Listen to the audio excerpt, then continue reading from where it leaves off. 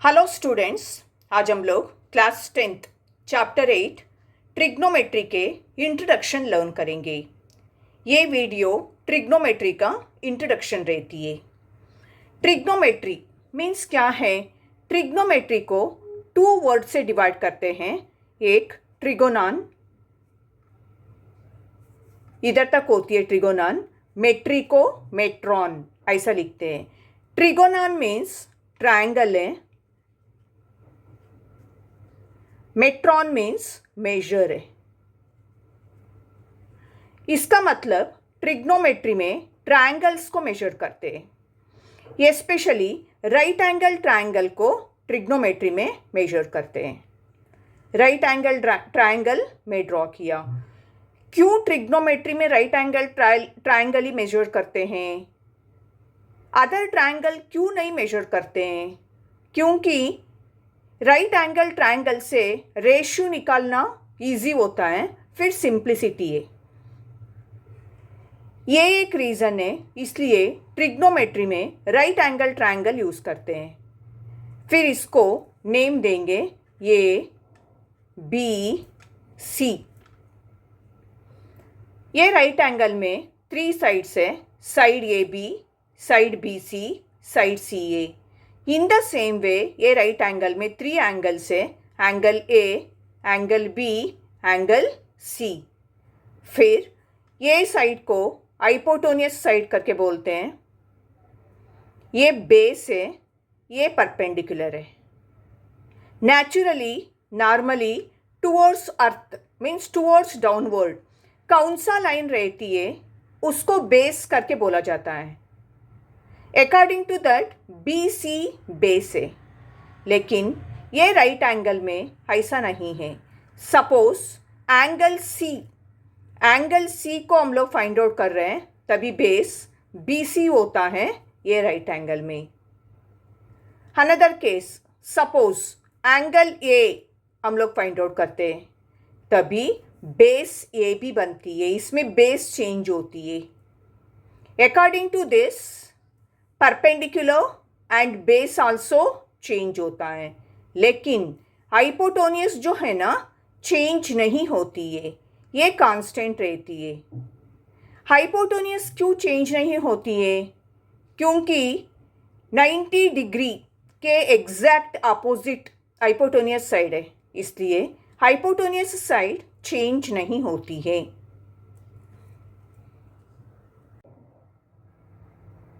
फिर ये right angle triangle में unknown sides and unknown angles को फाइंड आउट करते हैं। ट्रिग्नोमेट्रिक रेशियोज मीन्स क्या है अभी वो समझेंगे। सपोज एंगल सी को हमें फाइंड आउट करने का है, तभी लिखेंगे साइन सी, कॉस सी, टैन सी,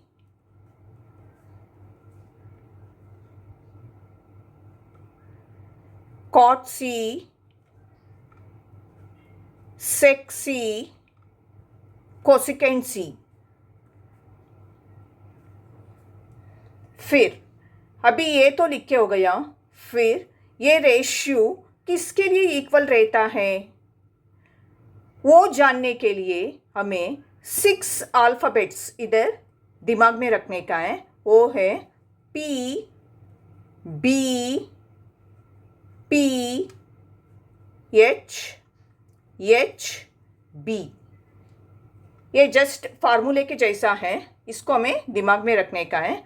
पी मीन्स साइन करके कंसिडर करने का है, B cos, this P tan, B cot, H second, this H cosecant. फिर अभी sine C means P means perpendicular है, एच मीन्स हाइपोटेन्यूस है, बी मीन्स बेस है। Sine C means perpendicular by hypotenuse है, ऐसा हमें कंसिडर करने का है। इसलिए ये फार्मूले के जैसा है, इसको हमें दिमाग में रखने का है, तभी ट्रिग्नोमेट्री के सम्स सॉल्व करने के लिए इजी होता है। Perpendicular by hypotenuse, cos C base by hypotenuse. Tan C perpendicular by base. Cot C means from down to up जाने का है अभी, बेस बाय परपेंडिकुलर ऐसे, क्योंकि कॉट नीचे है इसलिए. सेकेंड भी ऐसा ही है, hypotenuse by base. Cosecant hypotenuse by perpendicular.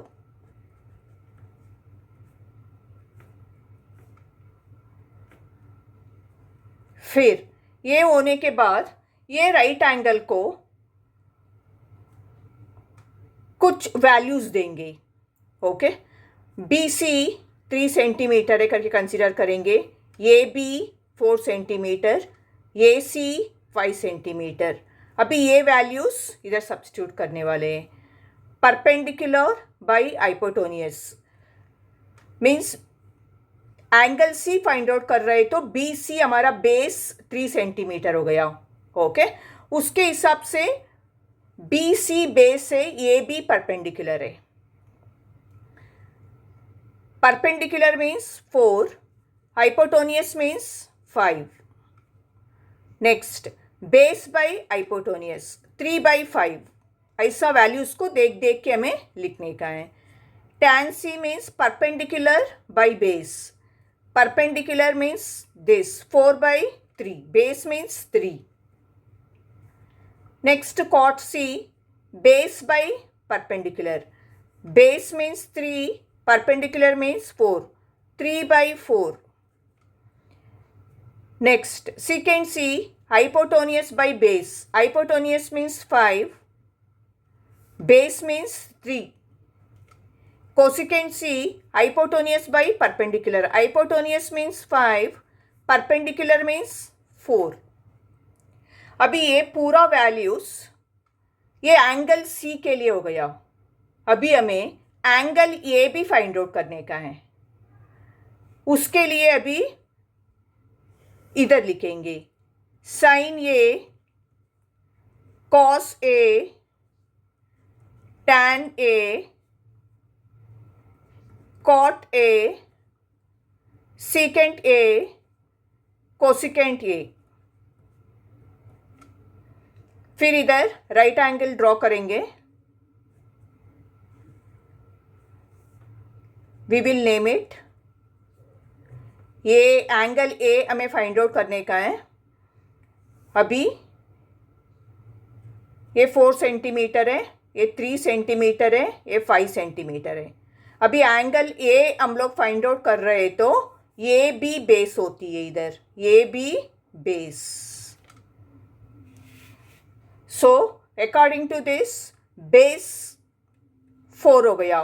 इधर बेस एंड परपेंडिकुलर चेंज हो रहे हैं compare to angle C. Okay, base हमारा 4 हो गया, परपेंडिकुलर 3 हो गया. हाइपोटेन्यूस वो कांस्टेंट रहती है, चेंज नहीं होती है. रीज़न मैं पहले ही बताया आपको, ये राइट एंगल के जस्ट अपोजिट है, इसलिए हाइपोटेन्यूस चेंज नहीं होती है. फिर अभी यही फार्मूले में इधर अप्लाई करने का है. Sine A means perpendicular by hypotenuse, लेकिन वैल्यूज चेंज होती है क्योंकि इधर वैल्यूज चेंज हो गया, बेस परपेंडिकुलर चेंज हो गया, उसके हिसाब से इधर वैल्यूज चेंज होती है. Cos A base by hypotenuse, tan A perpendicular by base, cot A base by perpendicular, secant A hypotenuse by base, cosecant A hypotenuse by perpendicular.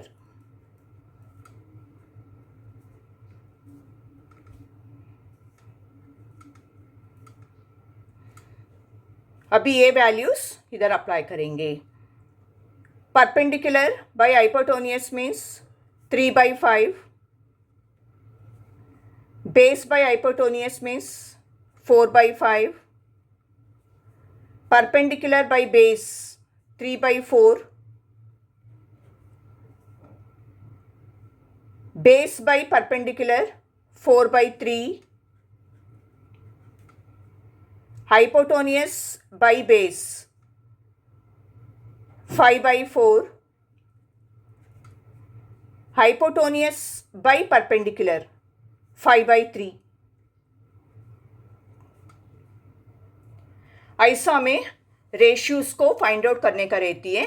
ये फार्मूले जो है ना ये इम्पोर्टेंट है, हमें दिमाग में रखने का है। फिर इनवर्स रेशियोज भी लिखने का है।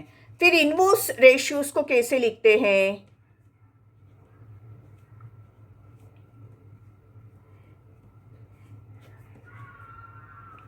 इनवर्स रेशियोज को लिखने के लिए भी हमें ये फार्मूले याद रखने का है। P B P H H B, sine है, कॉज है, टैन है, कॉट, सेकेंड, कोसेकेंट। फिर अभी साइन बोलेंगे तो साइन थीटा में लेती हूँ, क्योंकि कुछ एंगल ऐसा कुछ नहीं है इसलिए साइन थीटा ऐसा मैं कंसीडर करती हूँ। Perpendicular by hypotenuse. ओके, फिर इसका इनवर्स हमें लिखने का है तो sine theta is equal to 1 cosecant theta है, क्योंकि इसके नीचे कोसेकेंट थीटा है। फिर कोसेकेंट थीटा के लिए इनवर्स 1 साइन थीटा है। इन the same way cos theta के लिए इनवर्स रेशियो 1 सेकेंड थीटा है। ओके, इसके नीचे ये है ना, यही लिखने का और कुछ नहीं। फिर सेकेंड थीटा के लिए इनवर्स रेशियो 1 कॉस थीटा है। इसलिए मैं आपको बोला ये फार्मूले जो है ना इसको दिमाग में रखते हैं तो हमें प्रॉब्लम्स सॉल्व करने के लिए इजी होता है। नेक्स्ट इधर टैन थीटा है। टैन थीटा का इनवर्स रेशियो 1 कॉट थीटा है। फिर कॉट थीटा के इनवर्स रेशियो 1 टैन थीटा है। फिर based on this next video में हम लोग प्रॉब्लम्स सॉल्व करने वाला है। इंट्रोडक्शन खत्म हो गया। If you are understood this explanation, please like my video and share with your friends who are not subscribed to my channel. Please subscribe it. Thank you for watching.